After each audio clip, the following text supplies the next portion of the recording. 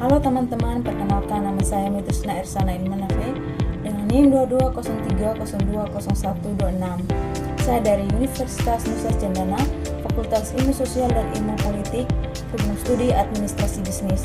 Di sini saya akan menjelaskan materi tentang konflik sosial dan ekonomi dalam bisnis. Seperti yang kita ketahui, konflik sosial dan ekonomi merupakan hal umum di dalam dunia bisnis. Konflik sosial itu terjadi karena adanya ketidakadilan, diskriminasi, dan kurangnya keberagaman di dalam dunia kerja. Contohnya seperti adanya ketegangan antara manajemen dan karyawan karena promosi yang tidak adil, laporan pelecehan, serta perbedaan budaya dalam global. Konflik ini bisa menurunkan semangat kerja, meningkatkan keluar masuknya karyawan, dan merusak reputasi perusahaan. Sedangkan konflik ekonomi itu muncul karena adanya ketimpangan upah, persaingan bisnis yang agresif, pengurangan biaya seperti PHK massal, dan gangguan rantai pasok. Hal ini dapat menyebabkan kerugian besar pada perusahaan. Dampak dari konflik sosial dan ekonomi itu bisa sangat merugikan suatu perusahaan, di mana konflik sosial itu dapat menurunkan semangat kerja, meningkatkan turnover karyawan, dan merusak reputasi perusahaan.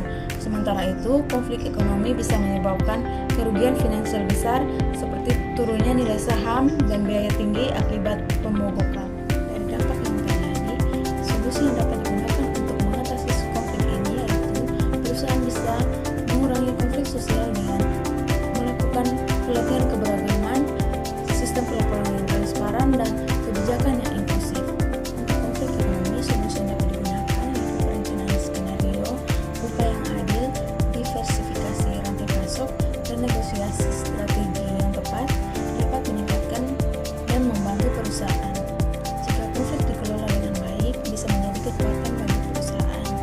Dengan pendekatan yang tepat, konflik justru bisa memperkuat budaya perusahaan, mendorong inovasi, dan menciptakan nilai jangka panjang bagi semua pihak.